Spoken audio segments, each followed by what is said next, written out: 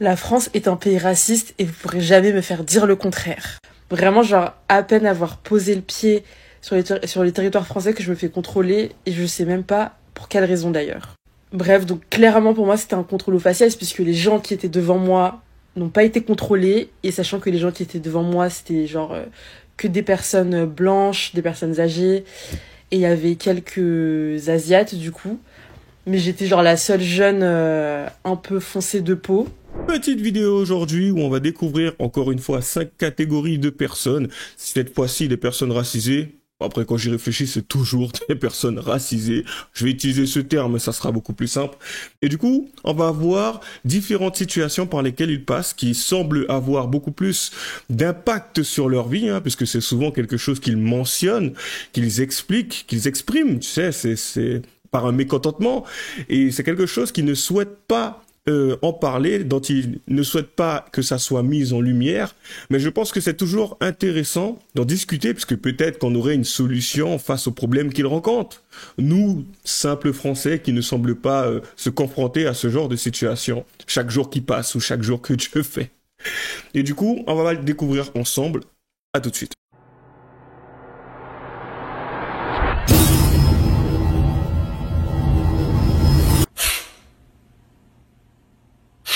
Allez, on commence sans plus tarder. C'est parti. Alors. La France est un pays raciste et vous pourrez jamais me faire dire le contraire. Je reviens tout juste du Japon, j'étais un mois en vacances là-bas et je suis arrivée ce matin du coup à Paris-Charles de Gaulle après 14 heures de vol. Je sors de l'avion tranquillement, j'étais parmi les premiers à sortir, chose à garder en tête. Il faut savoir qu'il y avait à peu près, je pense, 15 personnes devant moi. Je fais à peine 2 pas sur le territoire français que là il y a il y a genre 4 policiers qui attendent, je sais pas ce qu'ils attendent d'ailleurs. Les gens ils passent tranquillement. Moi j'arrive à leur niveau et là il y a une dame, elle m'intercepte, elle me dit bonjour madame, vous êtes française, est-ce que je peux voir votre passeport s'il vous plaît? Donc là faut voir comment dans ma tête j'ai levé les yeux au ciel, mais genre vraiment jusqu'à derrière ma tête carrément. Bon je lui ai pas montré mais j'étais vraiment saoulée, j'étais en mode putain. Vraiment genre à peine avoir posé le pied sur les territoires français que je me fais contrôler et je sais même pas pour quelle raison d'ailleurs. Alors pour ces femmes qui par moments semblent faire quelque chose dans leur tête, mais en fin de compte tu le constates, parce que c'est quelque chose que j'ai déjà vu maintes et maintes fois, tu sais, lorsqu'elle est saoulée, elle est tellement expressive que voilà quoi, elle pense qu'elle l'a fait dans sa tête, mais ça c'est réel. Bon, elle dit quelque chose, moi je pense autre chose, tu vois, même là encore. Et du coup, elle a levé sa tête au ciel. Je pense qu'il y a différentes expressions au niveau du visage qui montrent à quel point tu es saoulé. Et du coup, tu sais, malheureusement, c'est le genre de choses qui démontrent aussi que tu pourrais être une possible suspecte. Sinon, à un moment, pourquoi tu es saoulé? Tu diras que oui, c'est parce que je suis noir que je me suis fait contrôler. J'ai déjà pris l'avion, j'en suis déjà sorti, je me suis fait contrôler. Bon, quoique, jamais. Le nombre de fois où c'est arrivé, ça se compte sur une main. Voilà. Une fois en Guyane, et puis les autres fois où je suis passé, j'ai envie de te dire, tout le monde l'a fait. C'est pas comme s'il y avait une personne spécifique. Par contre, j'ai déjà rencontré des situations où moi, on m'a laissé passer, là où d'autres noirs, puisque venant de la Guyane, il y a quasiment que ça, se sont fait contrôler. Donc, est-ce que j'ai un teint un peu plus clair? Je n'en sais rien. Je ne pense pas, quand même. Mais, comme je l'ai dit, tu sais, il y a une dégaine. Il y a aussi une façon de s'exprimer. Enfin, à un moment donné, surtout même quand tu te diriges vers eux, ou voire même lorsque tu exprimes, tu sais, tout simplement la situation telle quelle. Alors, vous avez besoin de quoi? Je vous donne. Les mecs, à un moment donné, te disent, non, vous pouvez y aller, il n'y a pas de souci, continuez. Puisque je n'ai pas le comportement, je n'ai pas l'attitude, je l'ai déjà expliqué. Je vais pas revenir dessus. On poursuit. Bref, donc clairement pour moi c'était un contrôle au faciès puisque les gens qui étaient devant moi n'ont pas été contrôlés et sachant que les gens qui étaient devant moi c'était genre que des personnes blanches, des personnes âgées et il y avait quelques asiates du coup. Mais j'étais genre la seule jeune un peu foncée de peau.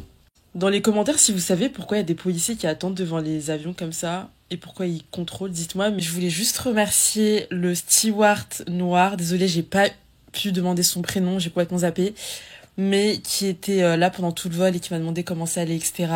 Et en fait, c'est marrant parce que juste avant que je débarque, le steward et moi, on a parlé juste avant l'atterrissage et je lui avais dit que j'avais habité à Reims parce que lui, il habite à Reims.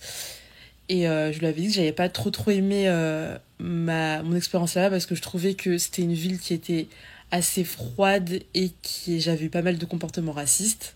Du coup, il m'a dit que bah en gros, on était tout autant chez nous que eux et que c'était juste des personnes bah, bêtes quoi et qu'il fallait pas trop calculer.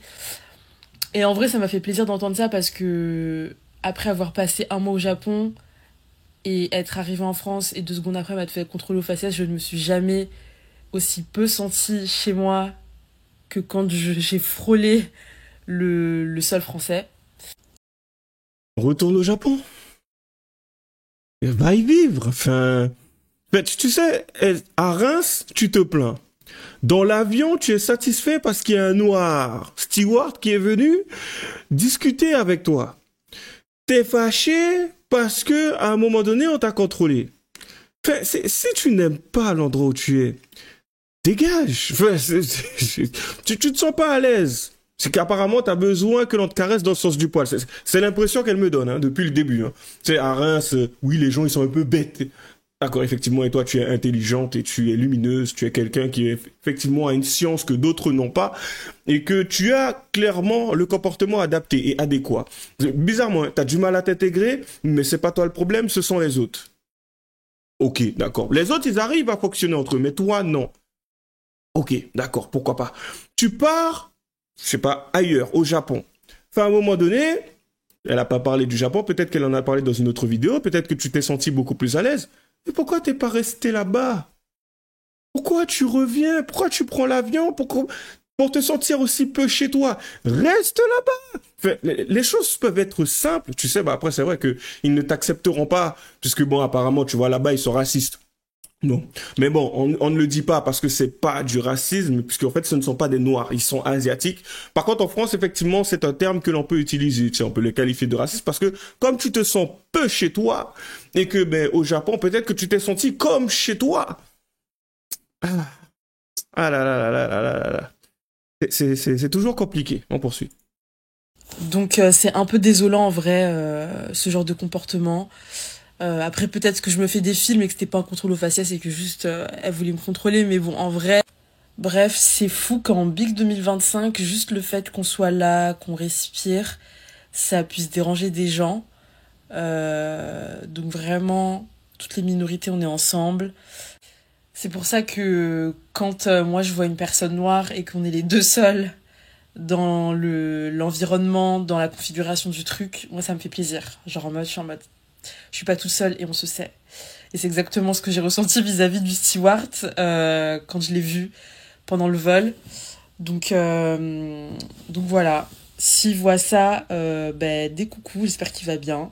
Mais voilà, entre nous, on se sait, guys. On n'a rien à prouver à personne, on est tout autant chez nous qu'eux. Donc voilà. Tu les reconnais, le type d'individu, surtout ce type de femmes qui ont systématiquement tendance à lever les yeux vers le ciel, tellement saoulées de la vie, tellement saoulées de leur existence, tellement saoulées de l'existence des autres.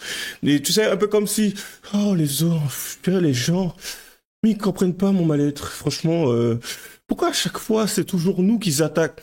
Madame, pouvez-vous nous montrer votre billet, votre carte d'identité? Vous allez où?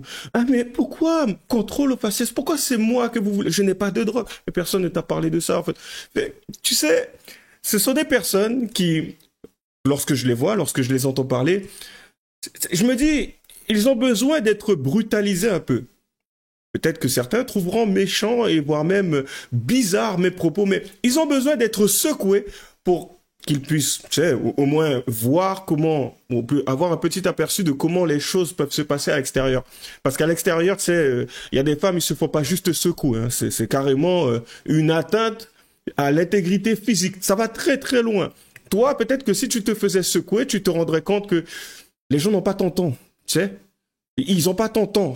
T'es là, tu fais tes trucs, tu voudrais être considéré, tu voudrais être apprécié, tu voudrais que l'on te laisse passer parce que bon ben tu es un peu mat. Je sais pas pour quelle c'est prise.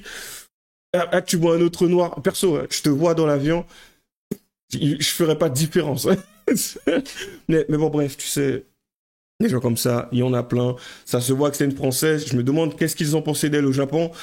Enfin bref, on pourra pas répondre à cette question. Allez, on poursuit. Non, je rigole. Maintenant qu'on est marié, t'as plus le droit de... Voilà. Vas-y, commence. Donc, je commence. Maintenant qu'on est marié, t'as plus le droit de sortir avec tes collègues. C'est la meilleure, c'est la Sors qu'avec moi. Maintenant qu'on est marié, t'as plus le droit de mettre des filtres. Ça va être problématique par contre. Bon. Alors maintenant qu'on est marié, t'as plus le droit de dire le mot super pote en fait. Ça y est, c'est fini. Impossible, c'était le super halal des super potes. On peut pas. Maintenant qu'on est marié, t'as plus le droit de faire de la gym. Pardon? Ouais, c'est trop serré les tenues, frère. Ah, mais pas du tout. Ouais, elle me fait la tortue gymnaste du coin, voilà. Maintenant qu'on est marié, t'as plus le droit de parler avec une fille, même si c'est une serveuse, genre. Quoi, Zarma? Je suis au resto, elle me dit, tu veux chipolata ou la chorizo, je fais ça. Je suis sourire.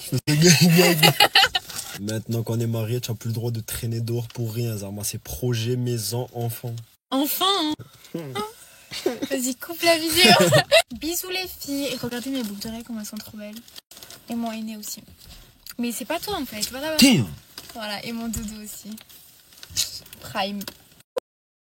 Voilà, les fameux couples TikTok dérangés, c'est la jeunesse de demain. Aujourd'hui, hein, tu sais, beaucoup ne comprennent pas. Beaucoup, en général, enfin, ont tendance à généralement banaliser ce genre de choses. Bien sûr, je ne suis pas Superman non plus, je vois pas des trucs au-delà, mais déjà, c'est assez révélateur. Tu sais, le besoin de se montrer presque systématiquement sur TikTok, ça, je pense qu'ils en sont pas à leur premier. Hein. Je sais pas s'ils étaient mariés à ce moment-là ou autre. Ah ben oui, maintenant qu'on est marié, t'as plus le droit. Et du coup, que ça soit le mec et que ça soit la fille, déjà, ne serait-ce que de par leur façon de s'exprimer, voire même les priorités. Parce que, encore une fois, lorsqu'on est marié, par la suite, normalement, tu sais, c'est le début de quelque chose. Donc, ok, tu profites de ta lune de miel, mais le fait de passer par un TikTok, on voit que, bon, on est dans un monde moderne, la génération est totalement différente. Mais en tout cas, je vous assure, allez, peut-être que je ne devrais pas être trop sûr de moi, mais je ne pense pas que c'est ce type d'individu qui révolutionnera le monde. Eh ouais. Eh ouais. Là, on sort un peu, tu sais, de la politique et puis on essaye de s'interroger sur le devenir pour ce qui est de la natalité, voire même des futures générations françaises, celles qui sont censées remonter la pente, remonter la France. Et là, selon moi, quand on a deux jeunes qui déjà se demandent concrètement, bon est-ce que tu vas toujours essayer de capter l'attention des gens, que ça soit à travers un TikTok, ou que ça soit à travers un restaurant, ou que ça soit à travers, tu sais, il y a d'autres problématiques en ce moment en France, j'ai envie de te dire. Il y a quand même un intérêt à avoir, ne serait-ce que pour l'éducation de ton enfant et voire même le fait qu'il y ait une espèce d'insécurité grandissante. Mais bon, tu sais, TikTok. Excusez-moi d'être un peu trop sérieux, mais bon. J'ai pas envie de commencer à prendre en compte les choses lorsqu'on se retrouvera dans une situation encore plus catastrophique que ça ne l'est déjà. Je pense que c'est quelque chose qu'il faudrait traiter de plus en plus. Voire même, il faudrait supprimer TikTok. Je suis tombé en vélo. Voilà, je suis tombé Je remets. Je suis tombé en vélo. Voilà, je suis tombé en vélo. Est-ce qu'un jour je vais me relever? I don't know. Voilà, je suis par terre. Je me suis éclaté la gueule en vélo. Genre la seule... Donc mon vélo n'a plus de batterie et vient de s'arrêter d'un coup, entraînant ma chute. Donc la jeune fille, elle est tombée par terre. La seule chose qu'elle trouve à faire, c'est un TikTok. Pour dire, je suis tombé. Est-ce que je vais me relever? Telle est la question. Tu vois, c'est... Encore une fois, hein, service militaire, franchement, ça serait nickel. Que ça soit pour les deux jeunes qui étaient là juste avant sur TikTok, voire même cette jeune fille qui s'est retrouvée par terre. Ces deux, si ça se trouve, ces deux personnes, parce qu'en fait, je vois mal des personnes comme ça, hein, tu sais, qui se posent des questions sur des choses aussi futiles comme t'es tombé, tu te relèves, c'est basique, c'est quelque chose que tu apprends déjà tout petit avec ton petit vélo et j'ai oublié comment ça s'appelle, tes stabilisateurs. Mais apparemment, elle n'a pas eu cette période de sa vie, ou peut-être que ça s'est pas passé comme prévu, qui fait qu'elle n'a pas appris les essentiels. Comme quand tu tombes, tu te relèves. Ça arrive, écoute, ton truc, il a plus de batterie, tu marches.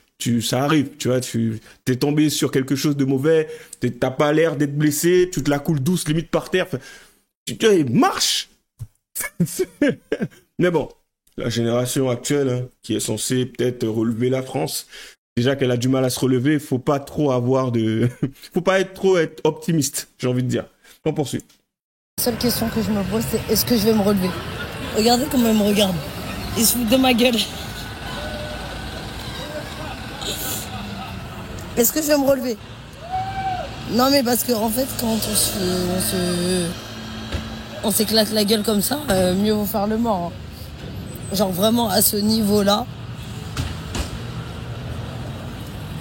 Voilà, je suis par terre. Hein. Il faut savoir que je suis par terre. Bref. Tu sais, c'est quand même triste. Hier encore, j'étais avec des amis, j'étais en train de leur expliquer que oui, je m'étais cassé, enfin, je suis tombé, quoi, et tout, à vélo.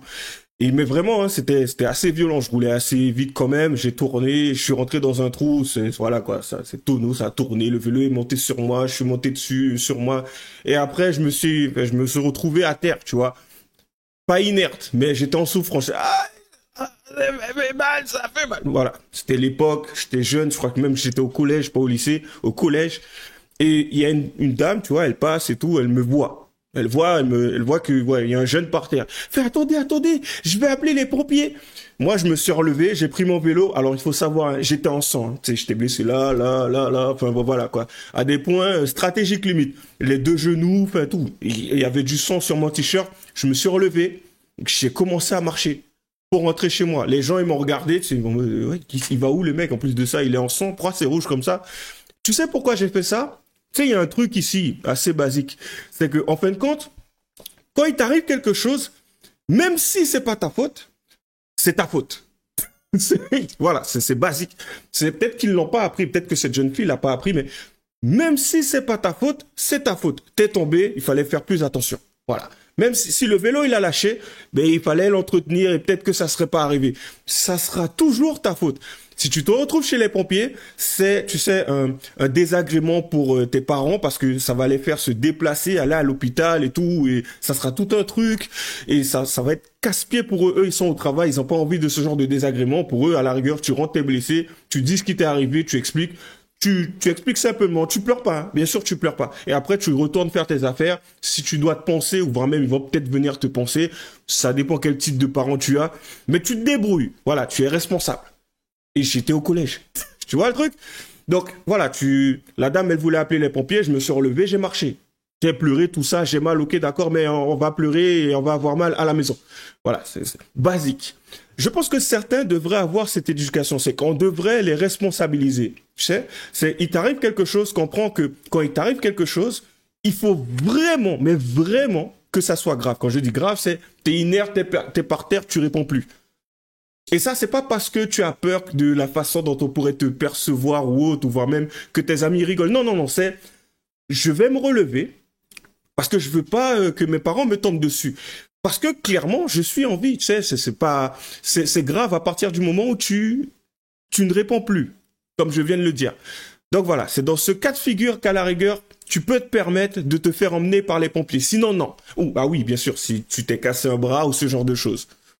Mais tant que c'est juste du sang, tu vois, tu saignes et tout, mais tu peux marcher. Ouais, franchement, hein, marche. Marche si tu veux pas te faire tabasser parce qu'à un moment donné, tu es tombé. C'est vrai qu'il n'y a pas vraiment de cohérence. T'as pas forcément fait exprès, mais tu te fais tabasser parce qu'on te dira, c'est pas moi qui t'ai envoyé partir je sais pas où pour que tu puisses revenir et que tu tombes. Ok? Il fallait faire attention. Et voire même, il fallait pas venir m'en parler, voire même me déplacer pour te ramasser parce que t'étais par terre. T'aurais pu marcher. Là, tu casses ma journée, là. C'est comme ça que ça se passe. Donc peut-être que certains l'ont vécu ainsi et ça les a forgés. Moi, en tout cas, ça m'a forgé. Tu sais, ça m'a permis de faire les choses seul. Quand bien même je me retrouve par terre, elle a l'air d'être bien. Tu fais ce que tu as à faire, tu te relèves et tu continues. Mais bon, c'est l'éducation, elle n'est plus la même.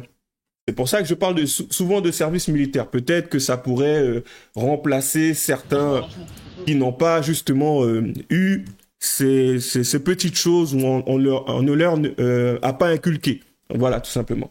Allez, on termine. Séparez-vous. Là, regarde, la police, elle arrive.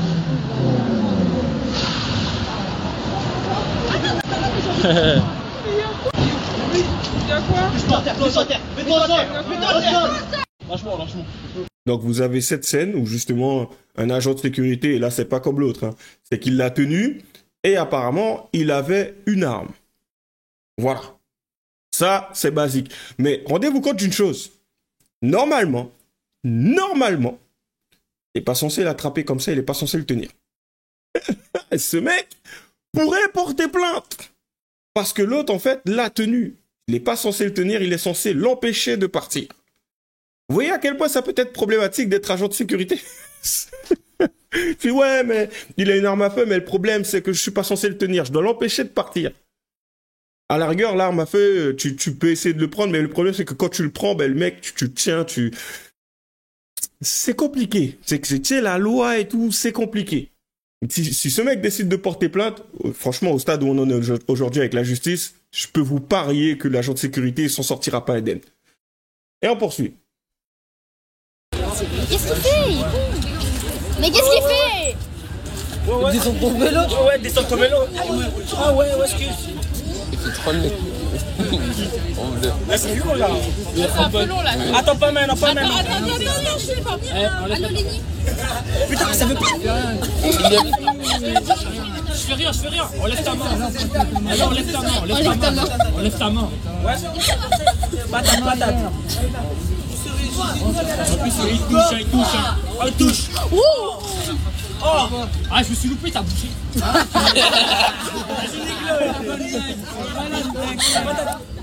Bah non. J'ai fait quoi? Rends les coups. J'ai fait quoi? Qu'est-ce que t'as rendu?